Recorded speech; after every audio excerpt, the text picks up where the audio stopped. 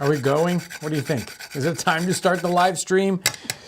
Well, it better be because I just put all that nutmeg in my tea. Welcome to this special live stream of, is this episode 5? Episode 5, let's call it that, of, you guys can check for me. It's either episode 4. 5, yes. It's episode 5 of the Autobiography of Benjamin Franklin book club. We're going through this autobiography of Benjamin Franklin because it is so useful for us understanding similarities, differences between the 18th century, especially the early part of the 18th century versus the world we live in today. It, in some ways, is the same kind of world we live in. I mean, the same kind of people we run into, and in other ways, it is so different, it's just not even funny. And we have a hard time connecting to that. In fact, sometimes we wonder why people do the things they do in the 18th century, and it's because they live in a completely different environment. And so it helps us to understand that environment and understand what's happening. So we are ready to jump in unless we have any special questions ahead of time. We did have somebody who was wondering if we had a whole book list planned so that they could get books and be prepared ahead of time. And well, you're already ahead of where we are at. It's right. going to take me so long to get through this book. I don't know. So, and you might have noticed, I looked off screen and, I looked through the time vortex. That's what I meant to say. And all of a sudden, it was a different voice. Usually, I am joined by Ryan on the console and fielding the questions. Well, today Ryan's out taking care of sick kids or something, and so we have a double team back there of Ivy running the console and Lauren on questions and comments. So be good. Okay. So I already forgot what that question was. about the books, future Oh, books. yes. My brain just like, phew. Got distracted there, John. Don't do that. So we are starting out here around page, where was it? Where did we stop, guys? I think around 43 in our copy of, yes. And if you want to stay hooked up where we are page for page, you can find this version that I'm running here, the Autobiography of Benjamin Franklin, on our website. I think the link is in the description, but you can find it nevertheless. It's also available online as a PDF version, and again, I think there's a link somewhere there for it. We stopped where Benjamin Franklin is in London. He's kind of he's gone to London under false pretenses. Governor Keith in Pennsylvania has sort of sent him along there thinking that he's going to have money to buy all the things he needs to set up a print shop, and lo and behold, nothing. And so there he is, sort of stranded in London with some money. And what do I do? What do I do? And he has, he has some friend along with him. And that friend continues to cause him a little bit of problems and will continue to cause him some problems. But here we go. We're at the bottom of page 43. And he says, at Palmer's, he got a job at Palmer's, a printing house. I was employed in composing for the second edition of Wollaston's Religion of Nature. Some of his reasoning not appearing to me well-founded, I wrote a little metaphysical piece in which I made remarks on them. It was entitled A Dissertation on Liberty and Necessity, Pleasure and Pain. I inscribed it to my friend Ralph, the person who's with him there in London. I printed a small number. It occasioned my being more considered by Mr. Palmer, the owner of the print shop, as a young man of some ingenuity, though he seriously expostulated upon the principles of my pamphlet, which appeared to him, appeared abominable. There you go. It's like maybe not the best thing there. My printing this pamphlet was another eternum of my life, or erratum. I got to say it right. Erratum of my life.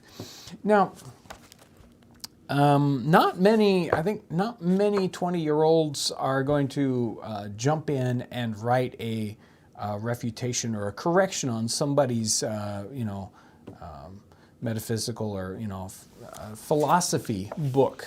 So he's setting the type for this thing. He's like, oh, yeah, he's wrong there. No, he's right there. I think I'll write my own pamphlet, have it printed, and distribute it and sell it or whatever. As 20 years old, self-publishing isn't what it, isn't back then what it is today, ease and all that good stuff. So this was an undertaking. Obviously, he works in a print shop, so maybe he got a good deal on printing his own or something, or maybe he printed it in the off hours while nobody's paying attention. Regardless, interesting. And he considers this something, an error in his life. One of those things he might go back and change if he had a chance to do it. Although it connects him up. Number one, his employer says, obviously this person's a prodigal maybe, or not prodigal, someone who's a standout person. And he also ends up getting acquainted with Wilcox, a bookseller, and then that maybe leads him on to the pamphlet, leads him on to getting to know Dr. Lyons, a surgeon, and then Dr. Mandeville and Dr. Pemberton, and he almost gets introduced to Sir Isaac Newton. I mean, that's pretty cool. Of course, it didn't happen. But still, his little pamphlet kind of led him into a whole range of people that he needed to be acquainted with. I like this section here where he runs into the bookseller, who's right next door. He had an immense collection of secondhand books, so a used bookstore. They had used bookstores back then. I'll bet it was, now you see sometimes people talk about that. It's like, John, if there was a time machine and you could go back and la la la. It's like, I'd want to go to a used bookstore in the 18th century. That's what I would want to do. That would be pretty neat. He mentions that there aren't circulating libraries. So he's one of the kinds of people that, who brings up and starts the idea of a circulating library in Philadelphia later on. But he kind of does a deal with the bookseller where he kind of borrows the books overnight. They're already used. You can't tell whether someone read them just once more. And I won't, bend the pages or anything. So he does some interesting deal with this person. I don't know, maybe he, pays him so much. Maybe he, sort of buys them and sells them back for a very small amount, whatever. He is able to do a lot of reading while he's there. It's one of the things he mentions at the end, one of the good things on this part of his life that, wasn't the best thing that ever happened to him. But obviously he meets philosophical gentlemen, all these people writing things, doctors, and he says, I brought over a few curiosities, among which principal was a purse made of asbestos, which purifies by fire. Sir Hans Sloane heard of it, came to see me, invited me to his house in Bloomsbury Square, where he showed me all his curiosities, and persuaded me to let him add that to the number, for which he paid me handsomely. So he sold off one of his curiosities. And that's something that people, especially natural philosophers, people who are interested in the natural world and interesting things, curious items in it, things, you look for those curious things to help explain the common items at times. And we can tell here, obviously, Benjamin Franklin in this sense is a natural philosopher, and all these other gentlemen he's running into over there are interested in an asbestos purse, which sounds pretty cool. Not something we'd maybe carry around in our pocket today. Now that we know, the bad things that happen with, asbestos isn't bad as long as you don't breathe it. Well, there you go. As long as he's not breathing in his purse, he's going to be fine. he lodges with a young woman who's a milliner, and she and Ralph, this roommate, kind of apparently get interested in each other, but Ralph is not able to get a job, and he continues to borrow money from Benjamin Franklin. At the end, it ends up being some not small amount of money. Here's this wonderful friend of Benjamin Franklin. He decides he's going to go and be a schoolmaster because he can't find a job in town. He's going to go into the country and become a schoolmaster because, he's got some schooling. He writes with a nice hand. He knows arithmetic well. And so he thinks it's a lowly occupation. So what does he do? He uses a pseudonym or an assumed name, and he changes his name to Benjamin Franklin. Is that something that a friend of yours would do? Hey, I'm gonna go over to Ohio for a while and kind of do a garbage man job or something. I don't know what kind of job I would guess to be. I was just off the top of my head. But I'm gonna change my name because I don't want to be known as somebody who does that. So I'm gonna change my name to your name. That's just like, wow, that's a friend. That is a friend. I think it's a joke here because Benjamin Franklin says he did me the honor to assume my name, and I think he means that as why would you do that? Anyway, you could have picked any name, really. What a friend here. He writes in poetry. He's like, hey, Benjamin Franklin, I'm working on this big epic poem. Edit it for me. Tell me what's wrong with it. Again, not something you make your friends do for you. Benjamin Franklin writes him back a piece about he sees someone who's making fun of people who write poetry, especially as an occupation, and he sends that back to the guy, hoping he'll get the hint. You don't continue to try to do this as a living. It's not a good idea. He doesn't take the hint, and he continues to do it. Benjamin Franklin decides to sort of maybe to spark up a relationship with this milliner friend, and that causes the friendship to break apart with Ralph, even though Ralph owes him a lot of money. Maybe he shouldn't have done that. Okay, so here we go. This section is just really good. It's going to spawn a a food episode here on the channel because I was thinking about it more in the last couple of days. He says he's talking about working at the printing house again. He left Palmer's and he started working for Watts, which was an even bigger printing house in London. He says, at my first admission into this printing house, I took to working at press, imagining I felt a want of bodily exercise that I had been used to in America, where press work is mixed with composing. I drank only water. The other workmen, nearly 50 in number, were great guzzlers of beer.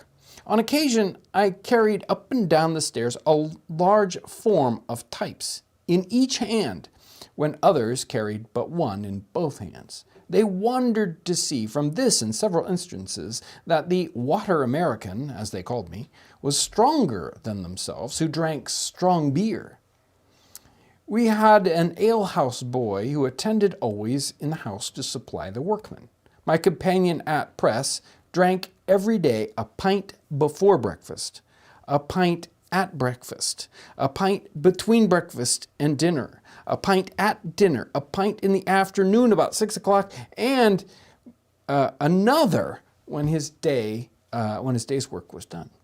I thought it a detestable custom, but it was necessary. He supposed to drink strong beer that he might be strong to labor. I endeavored to convince him that the bodily strength afforded by beer could only be in proportion to the grain or flour of the barley dissolved in the water of which it was made.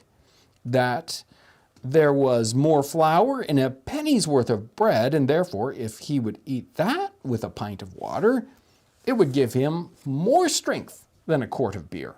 He drank on, however, and had 4 or 5 shillings to pay out of his wages every Saturday for that muddling liquor, an expense I was free from, and thus these poor devils kept themselves always under. Now that whole section is, it tells us a lot. Now these people weren't, but some people in the 18th century in these same circumstances were actually paid in beer. So instead of having sort of a running tab for beer that you would pay every week, it was actually part of your wages. There was a lot of rancor. Some people thought that was a terrible policy to have. In this case, that it wasn't the policy, but it was standard procedure for all of these workers, virtually all of them, to drink beer all day long. 6 pints that's 3/4 of a gallon a day. And this is strong beer. This isn't small beer, which is a very, very light, maybe 0.5% or 1% sort of beer. This is beer, you know. Notice they have an alehouse boy, so a servant, who works for, or at least with, the local tavern to run back and forth and supply these men basically all day long. So he's busy all day running back and forth delivering beer to these workmen. There's Benji, yes. There's a couple questions that actually pertain to this section. Okay. So, somebody was asking that they were saying that strong beer is mentioned a bunch. Mm-hmm. Is that beer how we know it? Is it the same? I would say, there are a lot of different beers available now. We have just a plethora of beers available to us. I would say that it probably is equivalent to a 6 or 8% beer, which is a strong beer today. There are some that go way up there beyond what you can normally make beer at, but it's a pretty not your typical Budweiser in a can. It's a little bit more strong than that. So earlier there was the purse of asbestos. What is a purse of asbestos? Well, asbestos is made from a rock. But it's fibrous. It's a very fibrous rock, and if you look at it under a microscope, it has fibers that look like little trees. And you can weave it into a cloth. So it is, unlike most stone, you can't do that with it. You can turn it, you can get it into long strings, fibrous parts, and then weave that into a cloth. And because it's made of stone, it can withstand great temperatures. So they used to use asbestos as insulation, and something like in brake parts. So you would make a bakelite with resin and this fiber, and it would be able to withstand great temperatures and still hold together the resins. So it's got lots of different modern uses. We don't use it anymore. We use things like fiberglass as that sort of a thing. The only problem is that when you make fiberglass act like asbestos, then it will act like asbestos and you shouldn't breathe it in. Don't ask me what's going on with that. Anyway, and a purse of asbestos is going to be probably just a little pouch, because you wouldn't make a lot of that. So somebody was asking, the question was, thought beer was safer. So were they drinking beer because they thought it was safer than water, or were they drinking beer because it was beer? Yes, I was thinking about that. Exactly, and I think this tells this story. I mean, if we just read this and we know that, and other books, that we think, they were drinking all this beer because the water wasn't safe.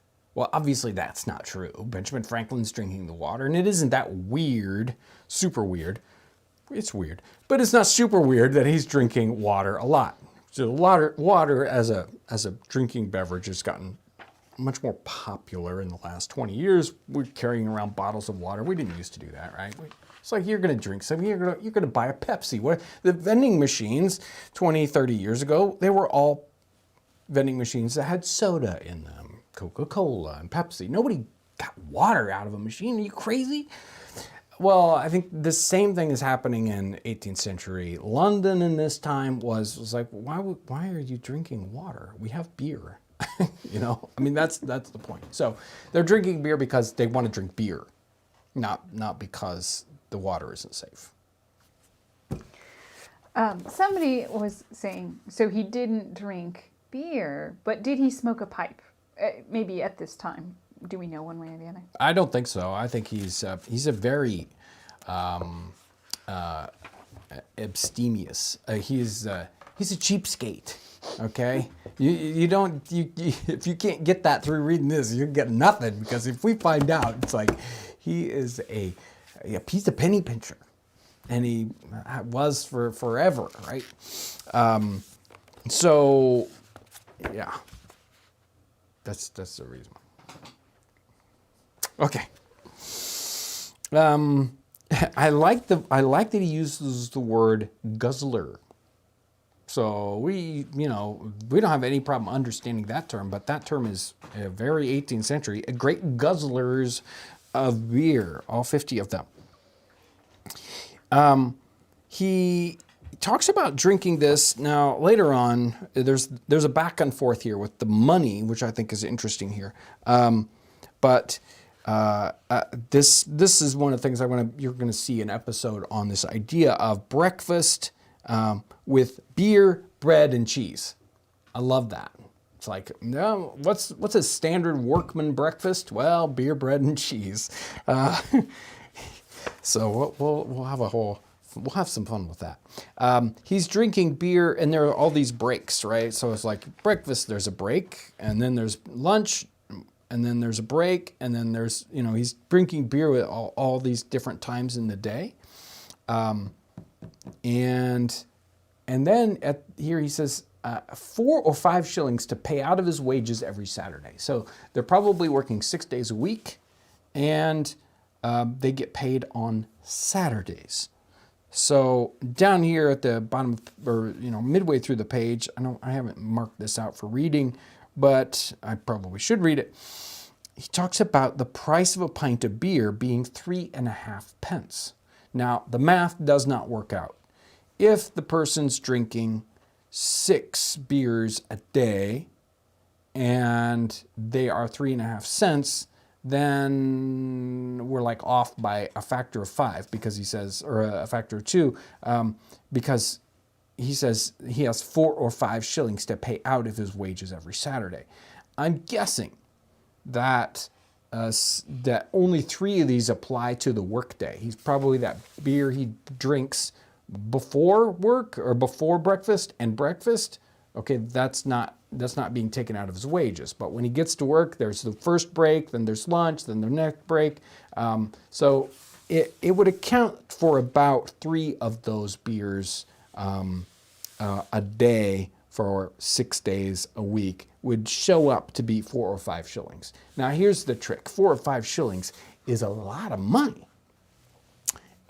In the 18th century, and this is from the Old Bailey website, which is a really good one because they have all these court records and wages and things are mentioned. So a coachman, so somebody who's not a household, there are household servants that get paid pretty low quantities of money because their room and board is inside their wages, and so it's hard to understand that. But a coachman in this circumstance, he's not getting paid in a room and board. So he's earning between 15 and 26 pounds a year. That works out to 8 shillings a week. And here, these workmen are paying 4 and 5 shillings just for their beer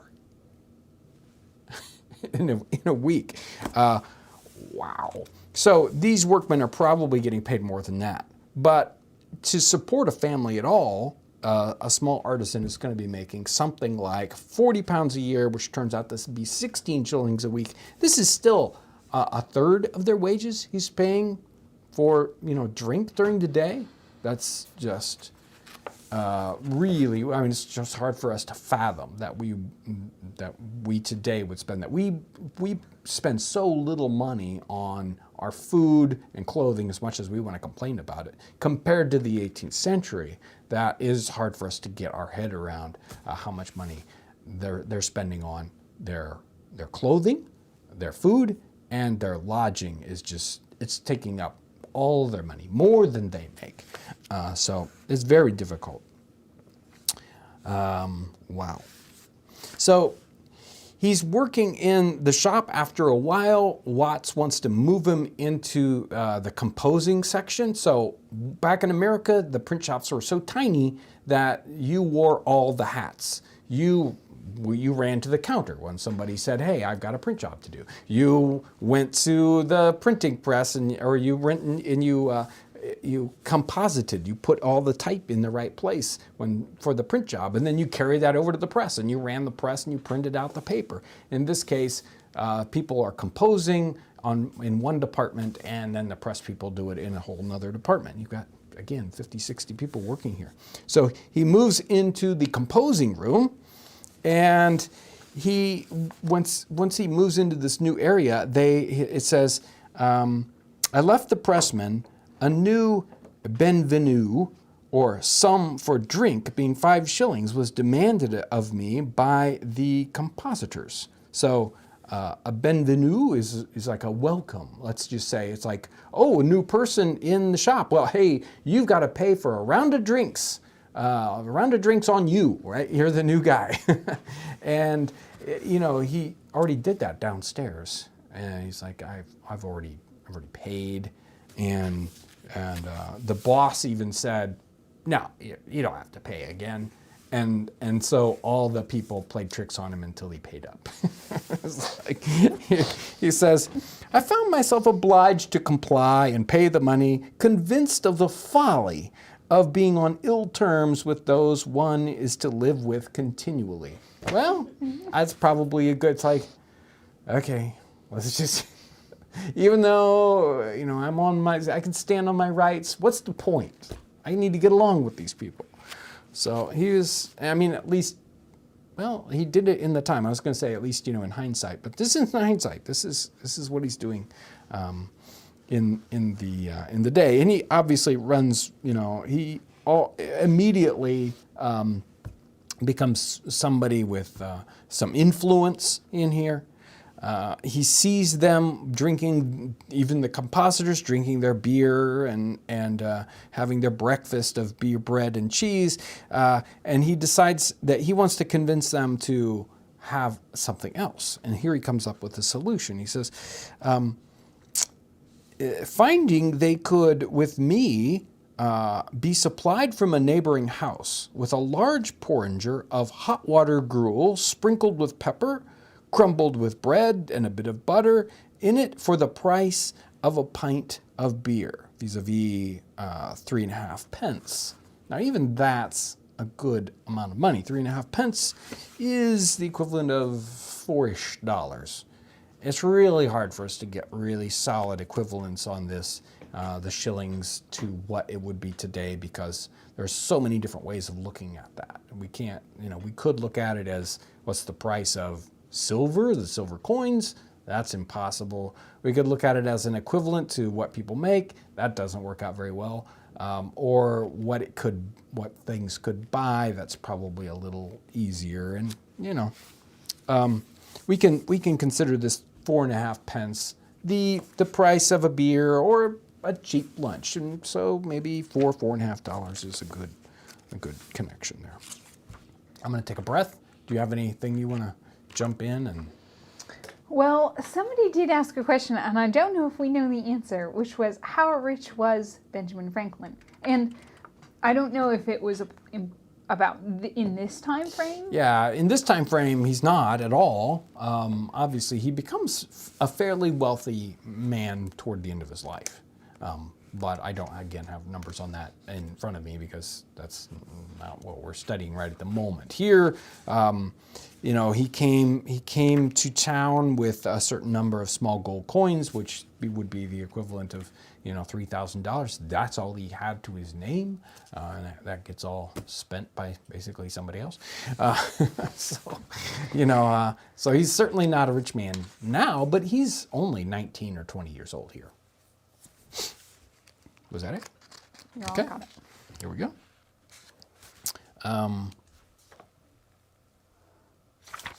He gets known for being a, what does he call it here? For being a jocular verbal satirist. So he's a jokey kind of person. He decides that he wants to move out of the spot where he was at, probably because of relationship issues. And he moves into a house across the street. He says, across the street from a Romish chapel. It was a two pair of stairs backwards, probably third floor, at an Irish warehouse, or an Italian warehouse. A widow lady kept the house. She had a daughter and a maidservant and a journeyman who attended the warehouse, but lodged abroad. And after sending to inquire my character at the house where I last lodged, she agreed to take me in at the same rate of 3 shillings 6 per week. Again, equivalents are very difficult, but I would say on the low end, $50 a week. We could easily sort of, depending on how we looked at it, double that. And she was, describes this person interestingly. She was good company, but she didn't get out of the house because of health issues. So he frequently has supper with her, and they eat. I always like thinking about food here, and he is concerned with food, isn't it? He keeps telling us about food in his autobiography. For somebody who's like, oh, I don't care about food. Our supper was only a half an anchovy each on a very little strip of bread and butter and a half pint of ale between us. But the entertainment was in her conversation. So half an anchovy. So anchovy in this case isn't, one of those little anchovies you get out of a can. You couldn't eat half an anchovy, you wouldn't have anything.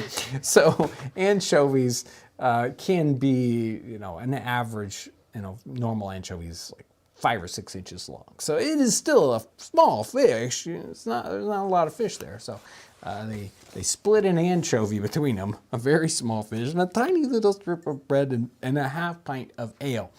Now again, here this is a widow. She doesn't have any problem drinking ale. It's standard drink for everyone. There aren't a lot of other things to drink. I would have been surprised that it wasn't something like a cup of tea, but no, it wasn't. Just half a pint of ale. So a cup of ale each as they have between them. He decides he wants to possibly lodge even closer, and he says, yeah, I think I found an even cheaper location that I'm going to go and rent at. And she wanted him as a boarder so much as like, oh, no problem. You can only pay that amount, but stay here. So he does. He describes this person who lives in the garret or the attic of the house, a maiden lady of 70 in a most retired manner. And the story is that she was a Roman Catholic, and she went abroad to live in a nunnery, and that did not work out. So she came back to England to live as a nun. So they didn't have any nunneries, so it's like, well, I'm going to live as if I was in a nunnery. And so she gives away all her estate, and she lives on £12 a year, which is very tiny amount of money, and even half of that she gives away. So she, as he says, she lives on, what does she live on? Water gruel only, and using no fire but to boil it.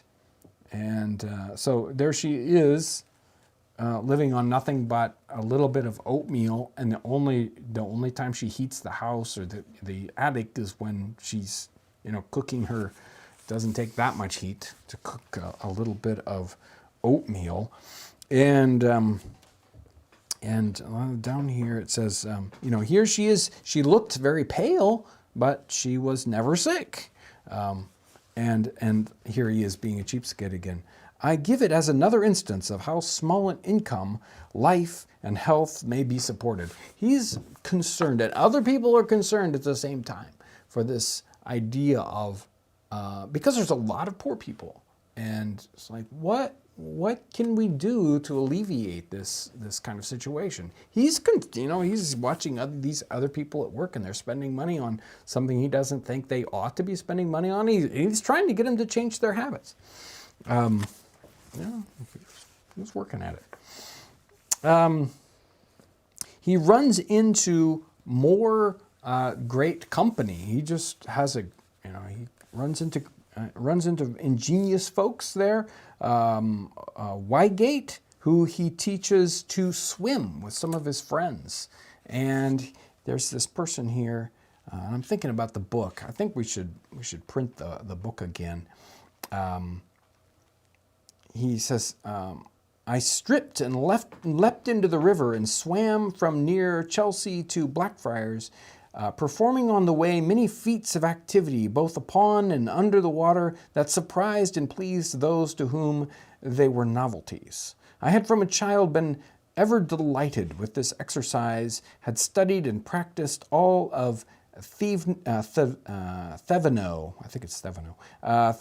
motions and positions, adding some of my own. And in this book by Thevenot, The Art of Swimming, they show or he at least describes all these, it's like he's a person who introduces the breaststroke, and all these things like how to spin in the water, how to swim with your head above the water or your hands, or all kinds of little strange exercises with swimming. And there is a 18th century English translation, although I'm sure he read it in the original French. And it was written in like the 1690s, like 1695 or something like that. Later on, somebody else sees the idea of this swimming, and someone comes to him and wants him to be a swimming teacher for his children, some very, very rich person. He's like, I should have set up a swimming school. He runs into Mr. Denham, and I must record one trait of this good man's character. He had formerly been in business at Bristol, but failed in debt to a number of people, compounded, and went to America. There, by a close application to business as a merchant, he acquired a plentiful fortune in a few years. Returning to England in a ship with me, he invited his old creditors to an entertainment, at which he thanked them for the easy composition they had favored him with, and when they expected nothing but the treat, the meal, every man at his first remove found under his plate an order on a banker for the full amount of the unpaid remainder with interest. So he has a little meal with all his people that he owed money to, and there's a check under each plate with paying them back, even though he'd already sort of declared bankruptcy and they didn't really expect anything out of him. Obviously, this made a great sort of mark on Benjamin Franklin, and so Benjamin Franklin decides he's going to work for Denham. Denham convinces him to go back to Philadelphia with him and act as a clerk. He'll teach him accounting, and for 50 pounds a year, which he says is what does he say? 50 pounds a year, Pennsylvania money. This isn't sterling. Who knows what it was worth then? Probably like, 20 pounds sterling. But less indeed than my present getting as a compositor, but afforded a better prospect. So he wanted to go back to Philadelphia. And he starts to work for Denham when he does get back. Denham they go ahead and go back to Pennsylvania, and let's see, where is that? Denham took a store in Water Street, and we opened with our goods. I attended business diligently, studied accounts, and grew in a little time expert at selling. So yeah, he was a salesman too. I can imagine. Can you imagine Ben Franklin the salesman? He's, he wants to convince people of things. So I'll bet that would have been a fun time. Let's go visit Ben Franklin's store and have him try to sell me something that I don't need. Ben Franklin and Denham fall ill, and Ben Franklin's problem was pleurisy, which was a problem with the lungs, like some, maybe like a pneumonia kind of thing, or some kind of, inflammation of the lung area. Not good. He doesn't remember what happened with what Denham's issue was, his disease was, but he finally died of it. He says, Denham left me a small legacy in a non-captative will, which means a will that wasn't written down but was sort of like a deathbed oral will, as a token of his kindness to me. And he left me once more to the wide world, for the store was taken into care of his executors, and my employment under him ended. So here he had this great relationship. He was really getting along really good with Denham, and Denham dies, and there he is. So he ends up back with Keimer, the printer that he was with really early on there when he was first in Philadelphia, and his Keimer's prospects have done really well. His business has done really well. He's got lots of workers for him now. But Ben Franklin walks back in after having worked in London, and his skills are even better. Even now, he's good. Now he's a salesman. So Keimer hires him at a really high wage. And here we go. He says, I found in his house, the printer's shop, these hands. Hugh Meredith, a Welsh Pennsylvanian, 30 years of age, bred to country work, honest, sensible, and had a great deal of solid observation. Was something of a reader, but given to drink. Stephen Potts, a young countryman of full age, bred to the same, of uncommon natural parts, and a great wit and humor, but a little idle. These he had agreed with at an extremely low wages per week, to be raised a shilling every 3 months, as they would deserve by improving their business, and expectation of these high wages to come hereafter. Meredith was to work at the press, Potts at binding books, which he by agreement was to teach them, though he knew neither one nor t'other. John Blank, he doesn't want to say anything, he doesn't want to identify this person. John Blank, a wild Irishman, brought up to no business, whose service for 4 years, in other words, Keimer had purchased from the captain of a ship, so he was an indentured servant. He too was to be made a pressman. George Webb, an Oxford scholar, whose time for 4 years he had likewise bought, an Oxford scholar as an indentured servant. Intending him for a compositor, of whom more presently, so I'll talk about him, and Henry David, a country boy, whom he had taken as an apprentice. I soon perceived that the intention of engaging me at wages so much higher than what he'd been used to give was to have these raw and cheap hands formed through me, and as soon as I had instructed them, then they being all articled to him, in other words, indentured to him, he should be able to do without me. And I went on, however, very cheerfully, put his printing house in order, which had been in great confusion, and brought his hands by degrees to mind their business and to do it better.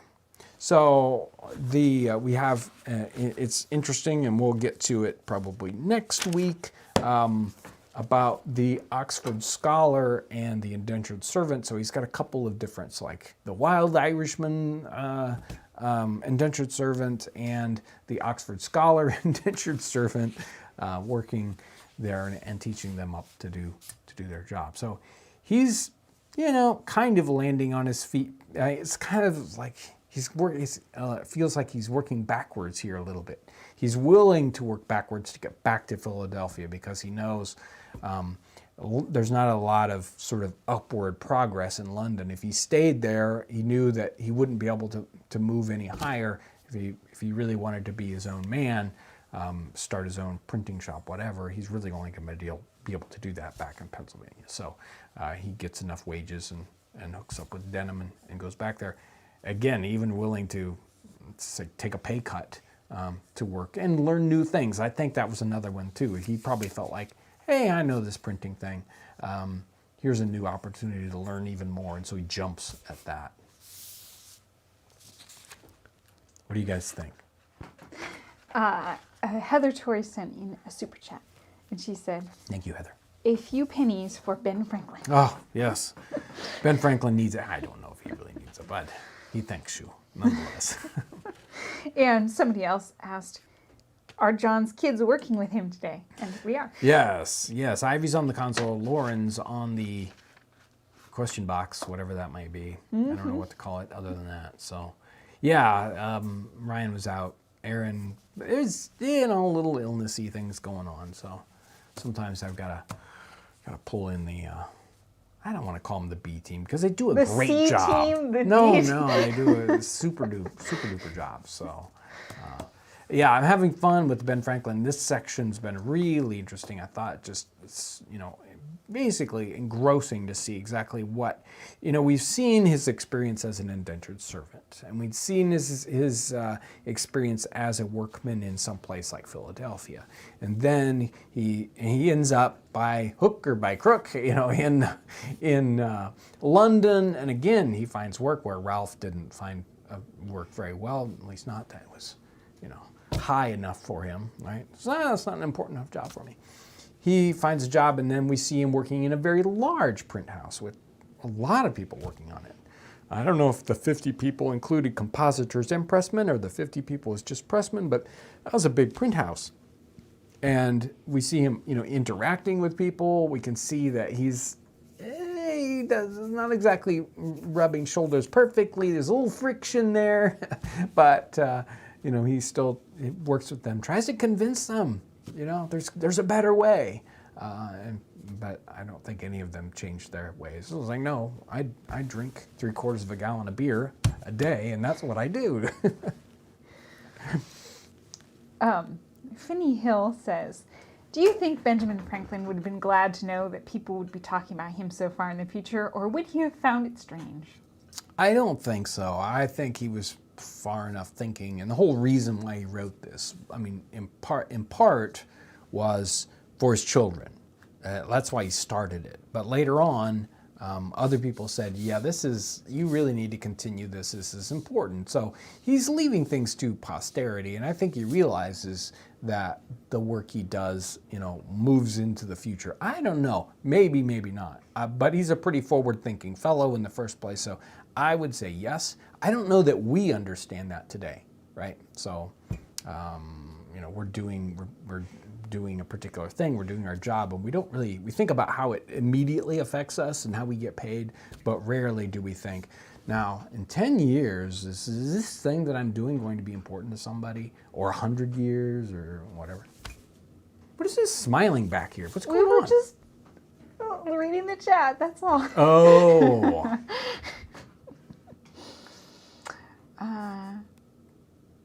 Okay. Oh, Barbara Fowler sends in a super chat and says, thanks for doing this. Oh, well, thank you.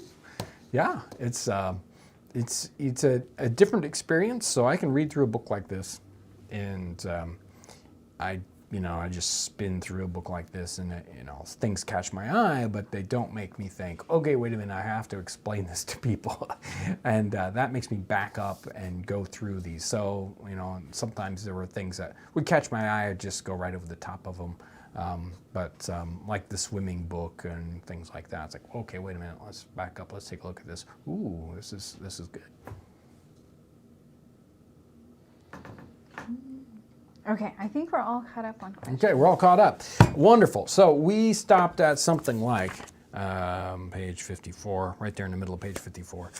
We will, I may try to get 11 pages for the next one. So maybe we'll get to, 65, cross my fingers, and we'll see if we can get to page 65 and see what kinds of exciting things. Now, I don't think we have a ton of, we're getting close to the halfway point, about 180 pages or so. So we'll see. Yeah, I probably should figure out how to do this faster. But everything I find so fascinating as we dig through, and a tremendous amount of fun. So super thank you to all you folks that have joined us here. If you're watching it in replay, I'm glad you're here and able to experience a little bit of Benjamin Franklin. And I need to go through and see if there are any questions in the comment sections that I need to sort of readdress. I'll hopefully get that in the beginning of the next episode. Super thank you to Lauren and Ivy for the hard work back on the other side of the time vortex. It's dangerous over there. Thank goodness I am safe here in the 18th century.